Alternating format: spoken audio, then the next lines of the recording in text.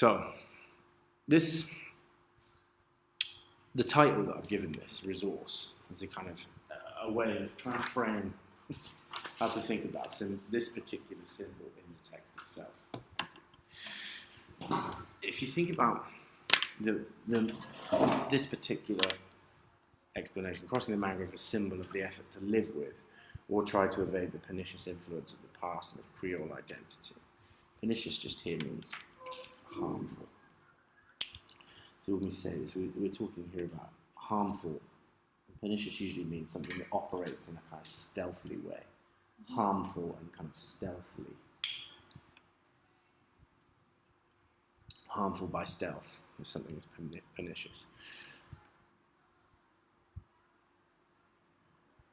So this idea of crossing the mangrove is a way of trying to live with or escape the past. And when we say the past, we don't just mean, the individual stories and the past events of individual characters' lives. We mean the way in which their thinking has been altered by the legacy of colonialism. We think back to that very crude three-tier hierarchical structure. Anything that shows evidence of the legacy of that thinking, anything that still shows that that's impactful, is in some way part of the mangrove. It's part of this sort of knotty, thorny, unpleasant, tangled mess of history. And so characters, for example, like Lululemon, who is extraordinarily patriarchal, attached to that hierarchical way of thinking, he cannot cross the mangrove. He is part of its root network and is deeply impacted by the legacy of colonialism and slavery, because of his whole way of understanding the world is structured and shaped by history. There are very few characters in the text that can, in some way, cross the mangrove. Mira is one of them. Mira is the main one to consider as an opposition to her own father. So if you think of those as a kind of a pair of extremes, Mira is the one character who shows us the way forward, the way to cross the mangrove.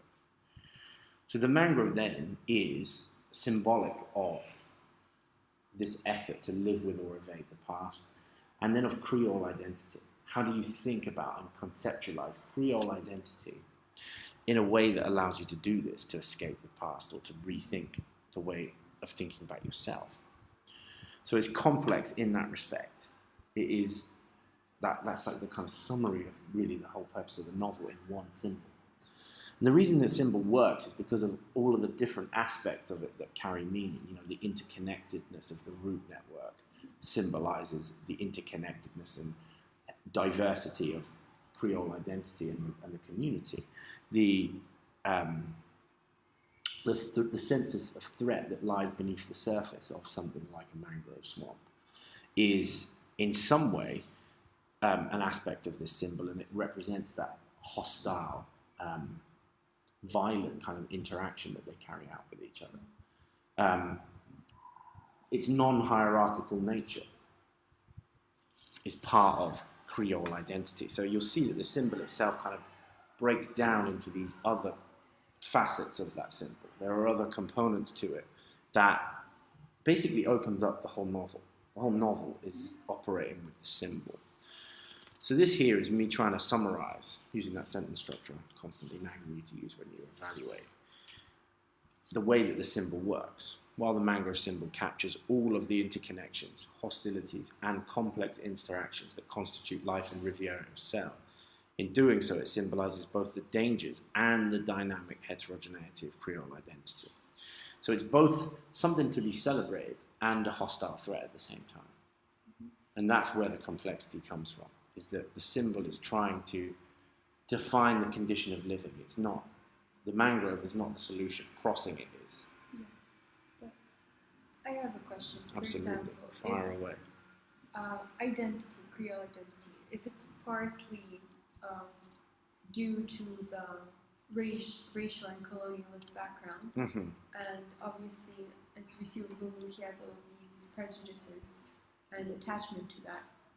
How can you really escape that? Well, do you have to basically stop maintaining that identity and identifying as Creole, or do you have to, because how can you really cross the mangrove without giving up that identity, which is like, you know, formed out of. It's a major question. It's a big question in the text, and it's the one that the text asks and answers. I think it asks it of most of its characters, and its characters fail to come up with an answer.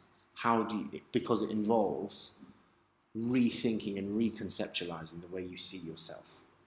And that's what the text gently gives us a clue about how to do through characters like Mira, who let go of the past and reconceptualize how they think about themselves. They look forwards is one of the key conditions of this. Can we say that that's because Mira, she's not really attached to the colonialist lifestyle, more like to her mother? Yeah. Maybe that's how she could escape easier. Yeah. That is definitely part of it. And I think the moments in the text where she is failing to do so is when she's longing for that absent maternal figure. That's why she goes down to the gullies, because it becomes like a kind of surrogate womb. And she's longing for that absent maternal figure, but Francis Sancho provokes her to sort of see out of that insularity. And it's not so much that her relationship with him is wonderful, it's purely that he represents something outside of where she is from, and she looks outside of where she is from, and maybe she's able to do that because of a diminished sense of attachment to the place, to Creole culture, to her identity. So even though the absent mother is actually what's keeping her back. Oh, so it's keeping her back. Right? Yeah, I think while she's longing for that absent mother, that is being in some way dominated by the past. Okay. But the fact that that is all she feels connected to is an easier thing to overcome than actually something like, you know, Xanthippe, who has his whole family murdered. You know, there are degrees of that, and I think that's possibly one of the reasons why she is held up as a sort of solution to the dilemma that lots of the characters find themselves in. This quote is one of the examples where there is a direct articulation of the mangrove symbol here. You don't cross a mangrove, and this is with Vilma, from Vilma's testimony on page 158, and she's speaking to Francis Sancho about his book. So he's talking here about the book itself, and he's talking about how he wants the book to be called Crossing the Mangrove. If we take a look at this passage, this is where we've got the most direct articulation of the symbol. He says, "What are you doing?" He laughed again. "You see, I'm writing. Don't ask me what's the point of it. Besides, I'll never finish this book because before I've even written the first line and known what I'm going to put in the way of blood, laughter, tears, fears, and hope, well, everything that makes a book and not a boring dissertation by a half-cracked individual, I've already found the title, Crossing the Mangrove." I shrugged my shoulders. "You don't cross a mangrove. You'd spike yourself on the roots of the mangrove trees. You'd be sucked down and suffocated by the brackish mud." Yes, that's it. That's precisely it. So, his vision of the title of his book, which is about his life, remember, he's talking about his life here. You know, he wants this book that is an exploration of his past to be called Crossing the Mangrove. As a character, he doesn't manage to do it. He doesn't manage to cross the mangrove, but he provides the impetus for the possibility of it happening for other people. And so the book that he seeks to write never gets written. You know, what he's looking for by writing the book doesn't ever occur for him, but the novel itself has its name. And the novel itself does the thing that he's looking for his book to do. It provides the answers that his book is hoping to formulate. So if we think about this question, number one, how does this symbol explain the purpose of Sancho's endeavor in Guadeloupe? Just pause there and think about what that actually is. What is he trying to do you think, in Guadeloupe? What do you understand his purpose to be in being there in the first place? Well, I think, obviously, it's not entirely clear, as you see from the mosquito and everyone else, what he's doing, but I think it's more like he's trying to maybe find a new sense of identity for himself and a new life purpose, maybe. It's kind of similar to what the other characters are doing. but I think while they are trying to escape from Guadeloupe, he kind of came to Guadeloupe to do just that. He does. He is trying to find a sense of identity and reformulate that sense of identity. But there's a slightly darker element to his search for identity that traumatizes him. You know, the things to bear in mind about his past are that he is the son of both slave and slave owner. He is the son of a slave owner that murdered slaves. So his whole identity as a Creole captures that violent tension of being both the domineering slave owner and the dominated slave, the murderer of slaves and the murdered slaves. He's both of those things and feels the burden of that past and is attempting in some way to come to peace with that. You know, he's attempting to come to peace or some form of reconciliation with those components of his identity. He can't get over the fact that he is both the torturer and the tortured. Well, and so that's what he's trying to unearth in his book. He's trying to unearth that past and trying to explain away the reasons for him being in this position. But of course, what's he doing? By tracing that history that's not rhizomatic. I think it's more, rather than obviously reconciliating with the idea, he does quite the opposite. He kind of, by being in the place where racism and colonialism is so evident still, I think he kind of just makes it worse, and he arises the feelings and the inner conflicts within people and himself that everybody faces, because when he arrives into town, obviously he's treated as the stranger who just came, and I think he was the disturbance that maybe even triggered people to confront the past more, rather than actually try to accept it and move past it. Absolutely. His time there does, I wrote here, exacerbates his trauma. It makes his sense of traumatic attachment to the past worse, for sure. So if we then think back to that original question, we thought there about what's he actually doing there. Okay, he's attempting to reconcile basically an unreconcilable tension. He's trying to come to peace with two conflicting components of himself that just don't seem to be able to kind of mesh together. But what he's also doing, he's tracing linear history. And this is why his endeavour fails. So if you think of Sanchez's, and this is where we're actually responding to the question, Sanchez's efforts to recover the past are based on linear time, probably patrilinear inheritance, and the hierarchical root and branch-like structure of history. His endeavour to cross the mangrove is not using that rhizomatic structure that the novel is suggesting is the way forward. He's gone back into the past, he's looking at his parents. Who were they? Why did they do this? He's using linear time to make sense of himself. Yeah, so instead of looking at multiple components to form a whole, he just looks at a pattern, right? Absolutely. And he doesn't, what he's looking to do, if you look into the past as Francis Sancho, you're looking to find cause and effect. That's why people look at history. Why did this happen? Why did someone who created me murder an innocent slave? But also, how did it occur that I am the child of both slave and slave owner?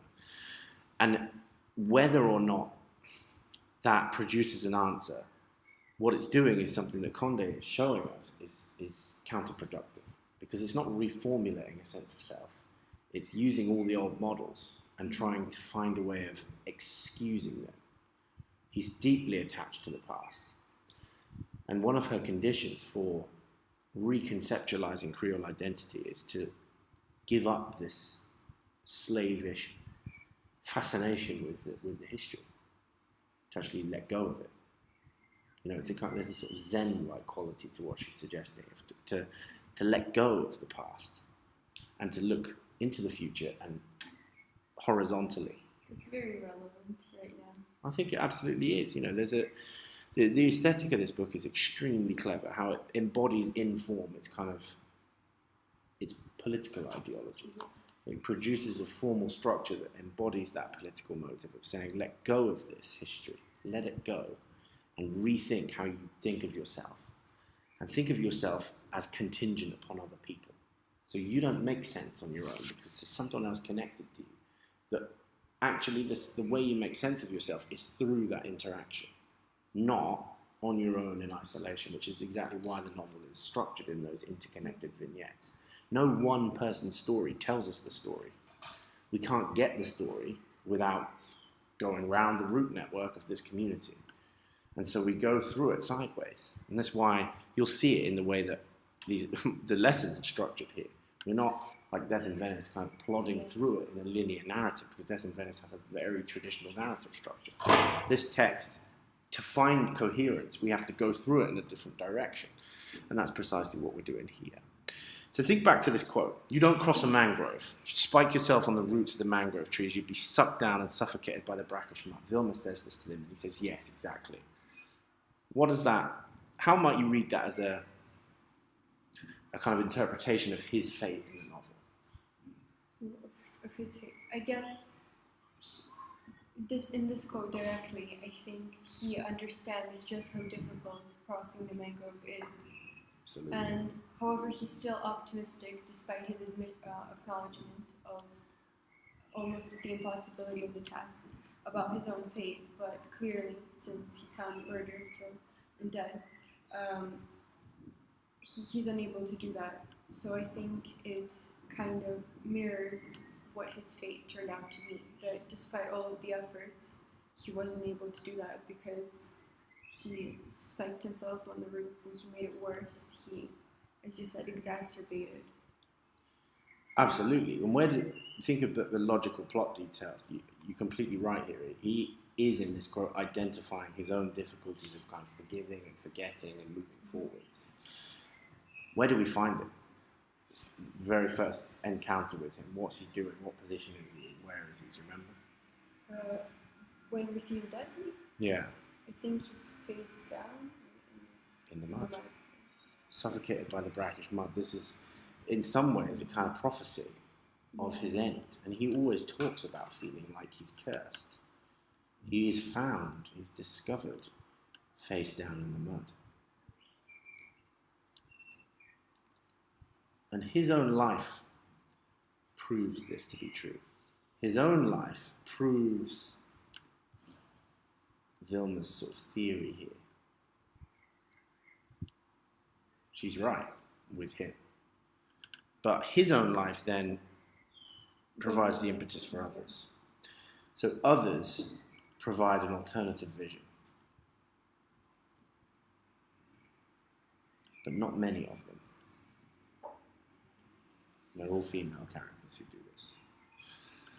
Why is there a reason for that, actually? I think partly because Condé, as you can see through the male characters in this text, she associates that hierarchical social structure that people are so scarred by with, saying it's inherently patriarchal as well. And so male characters struggle to unsee that patriarchy and to think of themselves in ways that are productive to looking outwards and not, they're obsessed with power, clearly. The only one who doesn't is Xanthippe. Xanthippe is Haitian and persecuted and an outsider. Xanthippe, actually, as we'll come on to later, is a female name. And so he has a kind of a liminal gender status, actually, in terms of the text. He doesn't fully fit the kind of, Lulu and Sylvestre Ramsrand, the like kind of macho patriarchal archetypes. Aristide, too, Lulu's son, in various different ways, but they're all bound by that masculine patriarchy.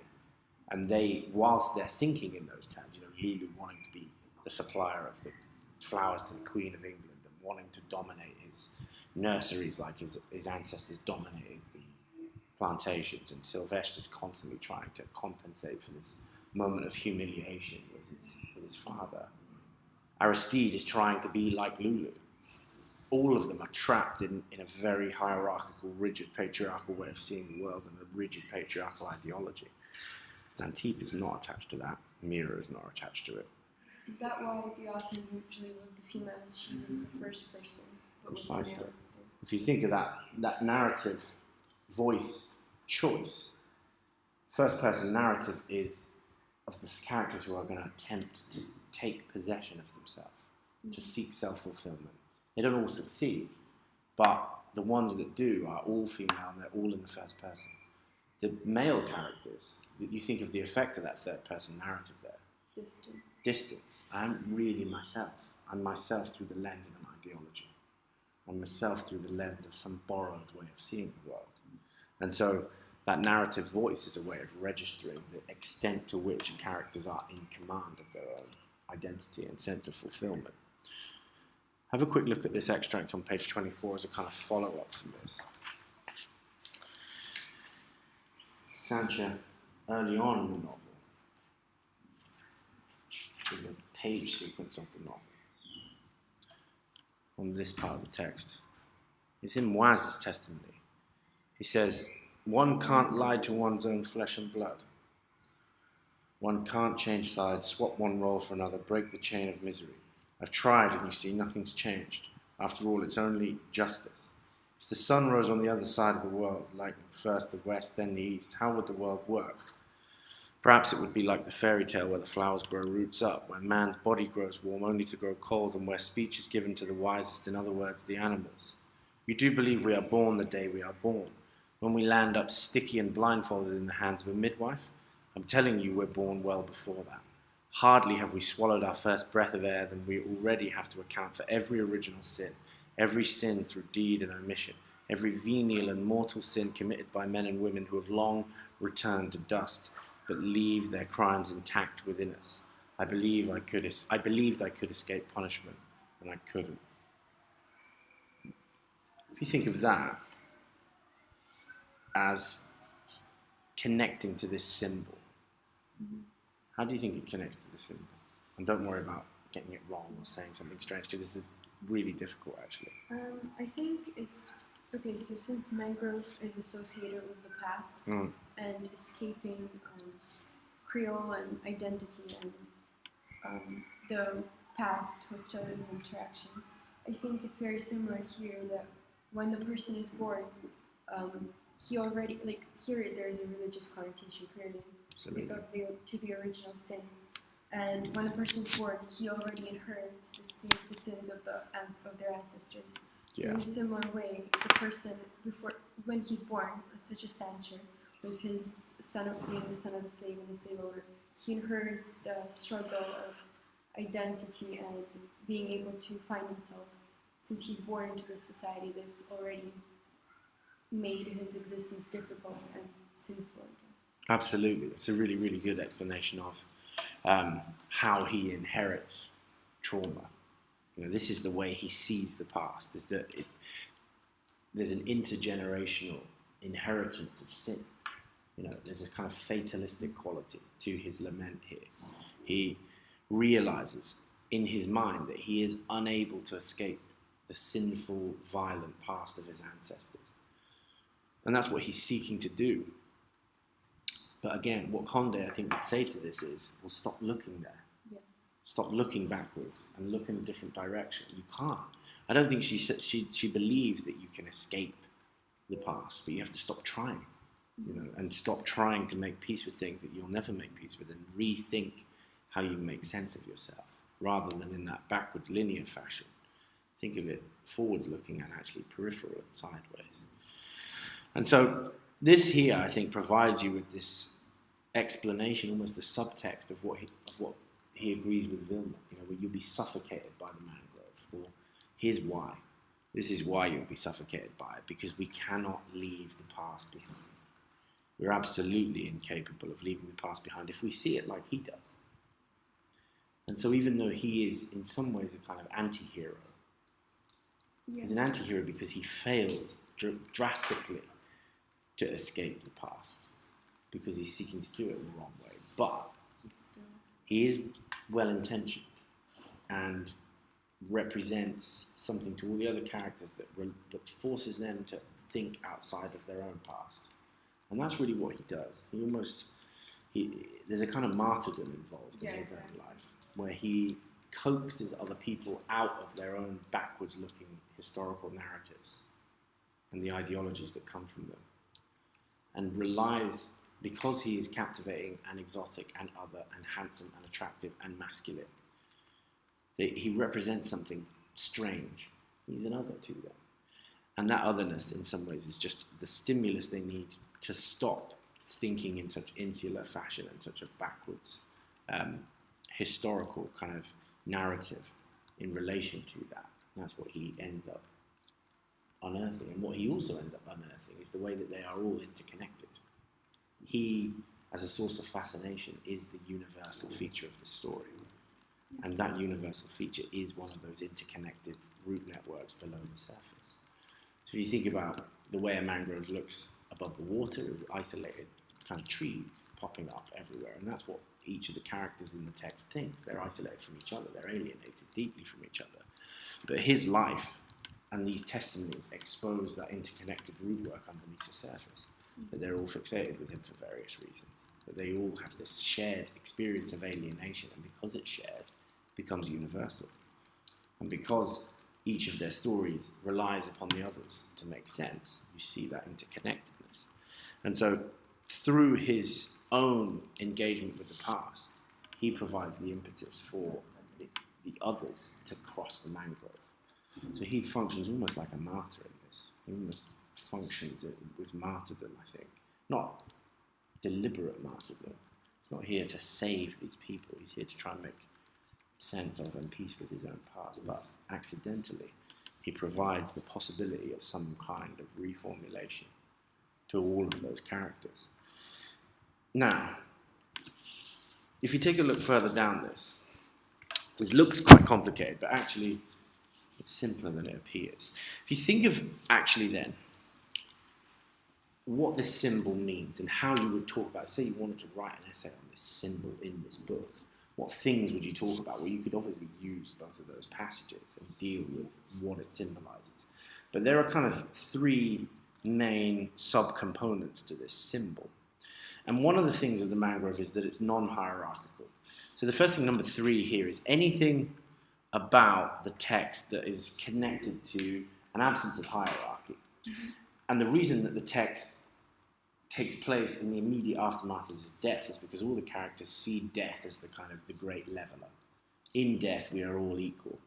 And so that non-hierarchical component of the symbol usually involves the invocation of mortality. We are at his wake, after all.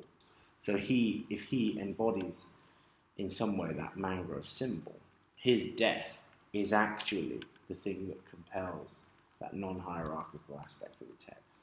And we'll look at that will make more sense when we've looked at an example. It makes sense. It's just so basically death itself showcases the fact that everyone's equal when they die. So that kind of just levels it out. Absolutely. Mortality in this text almost becomes a sub-component of this mangrove symbol. So does it undermine the social hierarchies that are presented in the novel? Absolutely. Yeah.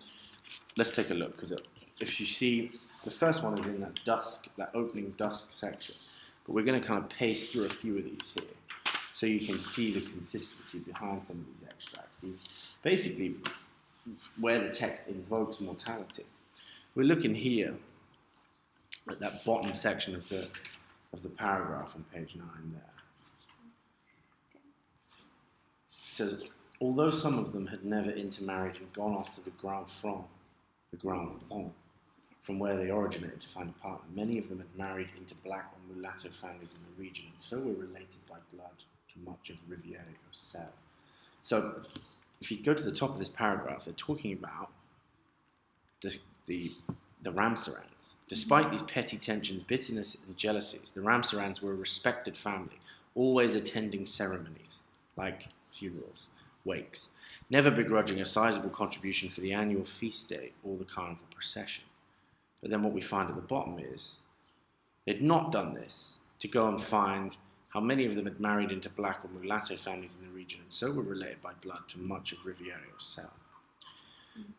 The Ramsarans are obviously quite high up in this economic hierarchy here.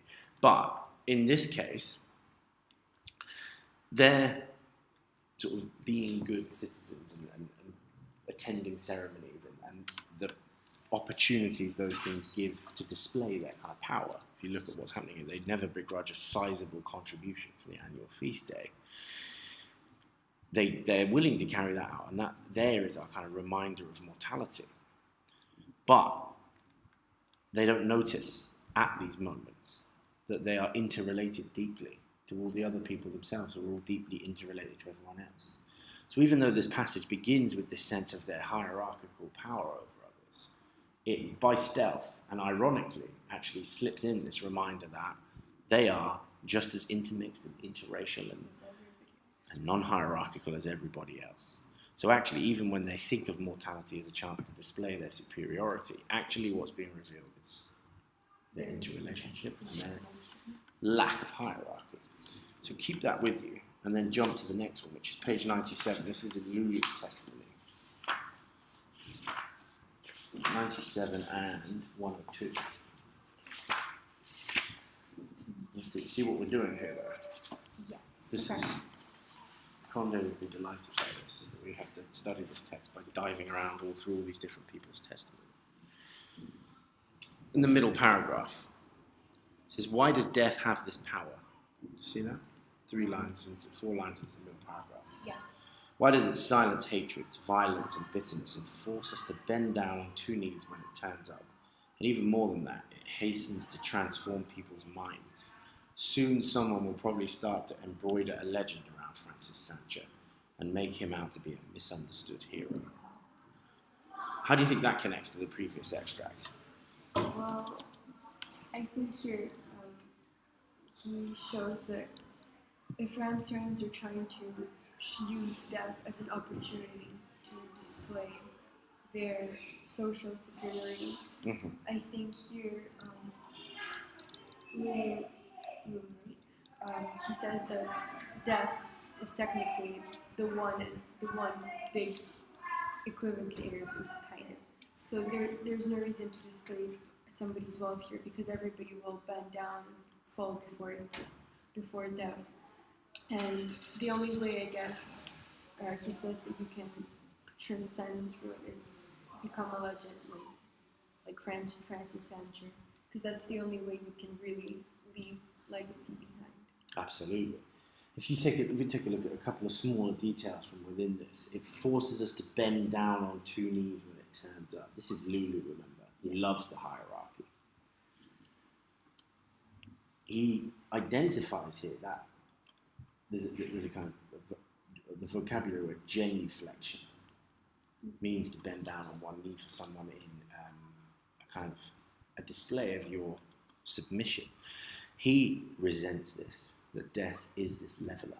It induces an absence of hierarchy.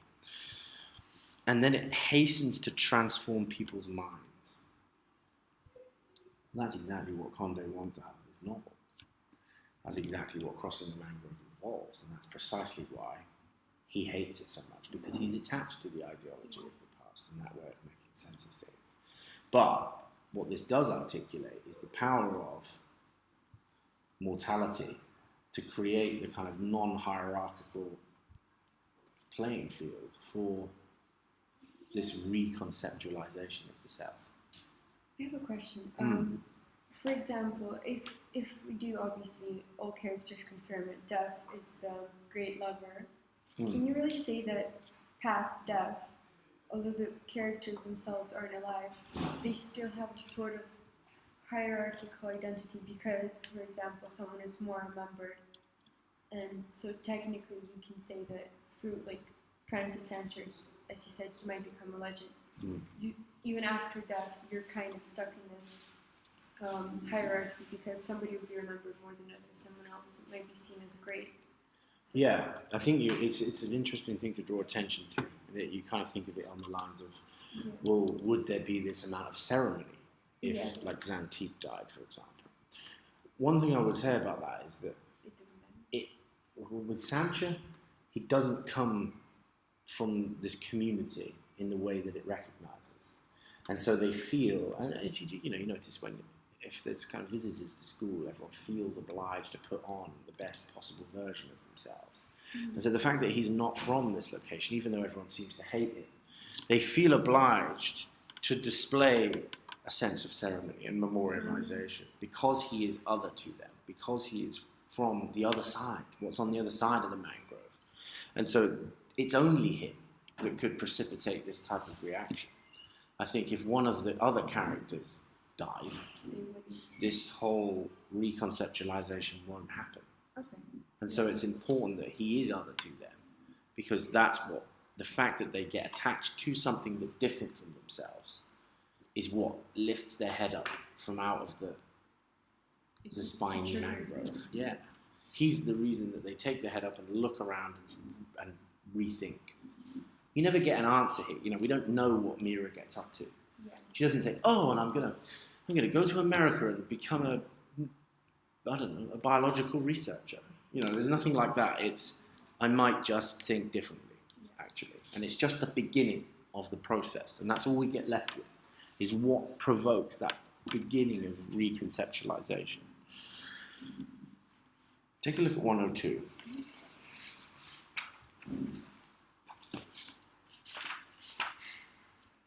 102, 103. This is still in Lulu's testimony. It says, "Say what you like," they couldn't help commenting. "Misfortune has its own injustice. Not only does it take care of those who don't have a penny to their name or are as black as you and me, it punches left and right, punching the Pochape, the mulattoes, the Indians, and from what I hear, even the whites over there in French France. There goes a man who used to walk upright, so upright you'd never think that one day he'd be laid in a hole like the rest of us. Now look at him." It was true Lulu had aged. And this is here, Xanthippe talking about Lulu. So if we think of this in terms of hierarchical status, Xanthippe, the most sort of marginalized of all the characters in the text, probably, here invoking Lulu with a sense of sympathy. Yeah. Why do you think that is? I think because here, even though Xanthippe, again, he's at the lowest part of the hierarchy, and Lulu's technically one of the highest, I think since death itself makes everyone equal, and Lulu is approaching it, Xanthippe finds himself in a position of power from the sense that he has more to live, and he has more time to be alive, and that's the most important thing, basically. Absolutely. There's Xanthippe here, in this moment in the immediate aftermath of Sancho's death, is in a position to actually empathize with someone who would willfully murder him if he could get away with it. And that non-hierarchical social structure there only becomes possible in the wake of Sancho's death. Sancho's death is what precipitates that realization of an absence of hierarchy. Here, when he says, punching the Pochape, the mulattoes, the Indians, and from what I hear, even the whites over there in French France, there goes a man who used to walk upright, so upright that you'd never think that one day he'd be laid in a hole like the rest of us. Now look at him. And so here, in this final part, talking about Sancho, that actually there's a sense of him invoking that whole destruction of hierarchical organisation. And it's important that it's Xanthippe that formulates this, that comes up with this idea and sees this absence of hierarchy in the wake of death. So you see again another example of where mortality crops up as a component of this symbol and actually is part of the non-hierarchical aspect of the mangrove. Sylvestre also, on 105, just over the page, in the big second paragraph, halfway through it says, "Once death has cut a man down, In fact, there's no need for bitterness or desire for revenge. Sylvestre Ramsaran therefore had no right to triumph openly over Francis Sancho. Sylvestre knew what people thought about him and was none the worse for it. On the contrary, he was glad for his buffalo hide. It had taken him years of hardship to fashion it. So, how do you think this is similar to those other reactions, and what do you think is this kind of slight difference in his reaction?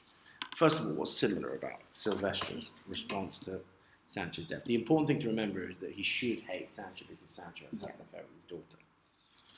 Well, I think obviously the similarity is the way they view death. As he says, once death has cut a man down, in fact, there's no need for bitterness or desire for revenge. He clearly identifies death as the ending point, and there is clearly no need for any further attachments to it. So I think he does agree with other characters that death kind of ends all conflicts. Absolutely. However, slight disclaimer is the next sentence. Sylvestre Ramsaran, therefore, had no right to triumph openly over Francis Sancho. He knew what people thought about him and was none the worse for it. Yeah, I think the distinction we can make is that Sylvestre, he actually really, really dislikes Sancho.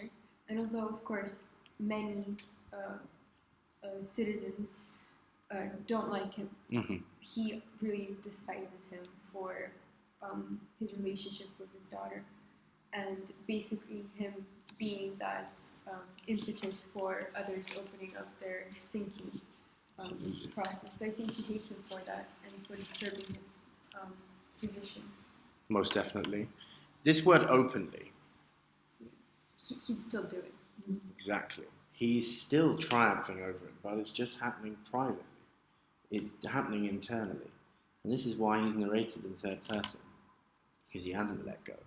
He's just not doing it openly and publicly. And so even though he knows what people thought about him and Sancho, and he was none the worse for it. And then he actually, at the end, says he was glad for his buffalo hide. It had taken him years of hardship to fashion it. He's glad for an actual display of his wealth, and glad for a display of his power that has been occasioned by Sancho's funeral. So even though this shouldn't be a moment of bitterness or a desire for revenge, he's privately experiencing it. He's privately pleased that it's giving him a chance to display his power and his wealth, and to experience this sense of superiority over Sancho. There's why he doesn't cross the Mangrove. It's his attachment to the hierarchy. Absolutely. Even though he does acknowledge the power of death, he still doesn't. He's just so attached that he doesn't really care. Absolutely. That's it. He's deeply attached, and he hasn't. That's what it means. It has the power to transform your mind, but it hasn't. It hasn't to him. He's still exactly the same way that he always has been. How are we doing for time? I think to transform someone's mind, you need some kind of desire from the person himself, because if the person is so deeply identifies him or herself with that Creole and post-colonialist hierarchy, you can't really, despite all of the power death has, make the person change his or her mind. Absolutely. There has to be the inclination for the change, and that's why Mira, to some extent, succeeds. The next one, if you take a look at Dodo's Pelagi on page 122 and 23, she, on 122, at the very end of her testimony, she says, "Try as I might, I can't pretend I feel anything else. Only that selfish feeling the sight of a corpse gives you, the fear of what tomorrow will bring us. For 2 cents, I'd change places and go and sit in the other room or on the veranda with those who don't care about pretenses, who keep an eye on the rum bowls and finish their plates of thick soup as they listen to Cyril the storyteller shout his yukrik and his yukrak." And then that's what begins the very next testimony. What do you think who do you think she's talking about when she says those who are on the other side of the veranda who keep their eye on the rum bottles and finish their plates of thick soup. She's making a distinction between herself and them. And who are they that she's talking about? I think the main distinction is basically their attitude towards someone dying and their social, I guess, the way they present themselves socially. Because she can't really, despite the way she feels, she's probably not, she's selfish about it. She doesn't really care for the person who died. Yeah. She doesn't have the, I guess, courage to just display the way she feels because of the social stance that she holds, I guess, for desire to maintain some kind of face. Absolutely. But these people outside, they don't care about pretenses. So they don't care about Francis and Cherkes dying. So they get their food and they listen to stories rather than... Absolutely. I think there's also a kind of a gentle sort of socioeconomic class element to this, where she talks about those with their rum bowls and finishing the soup and who don't care about pretenses. She's here willing to swap with them. Yeah. She's educated. She's the kind of snooty upper middle class educator out of all of them, and says that she's willing to swap with them. So even in her own kind of selfish fear of what tomorrow will bring, that hierarchy collapses again. So even though she feels isolated in that selfish fear, the hierarchy disappears, and she finds herself in some way being willing to change places with others who are lower than her in that social hierarchy. And because of that, you see this kind of, again, death occasioning the collapse of that rigid social hierarchy. And then the sound of this one vignette segueing into another. So while you have this sense of trading places and interconnection caused by mortality, caused by the collapse of the hierarchy, you then have it represented on the level of form in the narrative, where one person sort of bleeds into the other. Yeah. And the narrative structure picks up and resumes where the other one left off. I think it really allows for perspective to come through, because here we have one character who has the desire to join or against swap places with someone else, and we see it into her mind, and then we also see into the other character mind who's in that other place. So it kind of gives this balanced idea of the overall feeling and how people from each social and economical part of the hierarchy. Absolutely. But you can't not get various perspectives in this text. It's impossible. The last one we'll have to try and look at just before the bell goes is Desinor on 163. Completely different perspective. Another one of the Haitian outcasts in the novel. Towards the second half of that play, describing, being at the funeral and eating the food that's on display. Says he ate voraciously using his hands, and he could feel the look of contempt from his neighbours who had skillfully served themselves with their spoons and placed a paper rectangle on their laps. He behaved so uncouthly on purpose and took delight in it. For once he was on an equal footing with the people of Riviere-Ocel, and wished he could have insulted them, shocked them, and made them realise who, in fact, this Desinor Decimus really was, instead of taking him for a wretched Haitian gardener. It was only yesterday that Dodo's Pelagi had given him one of her husband's old suits. This, I think, is probably the most explicit articulation of the connection between death and that absence of hierarchy. Where do you get that absence of hierarchy in that passage? Well,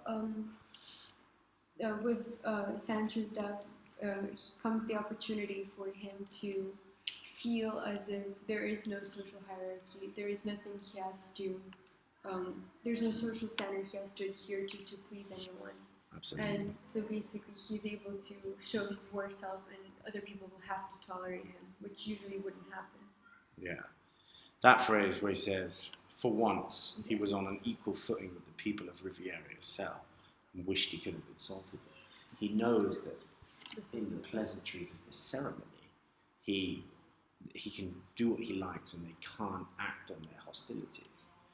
again, this is not a method of crossing the mangrove, but it does show you how those hierarchical distinctions collapse in the wake of death, and that death of Francis Sancho is the basis for the absence of hierarchy, that is the kind of precondition for rethinking who you are in a different way to the ways that keep you trapped in the past.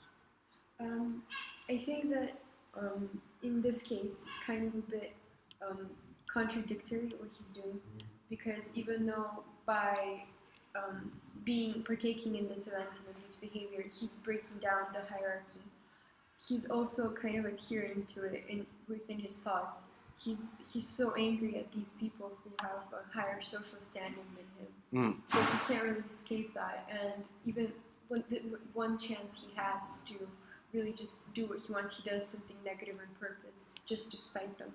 And not only that, but a lot of people have this idea that they themselves are very important, even though they don't have really anything to prove it by. So in the same way here, he's like, oh, I'm Decimur, Decimus. I like, you should really know who I really am.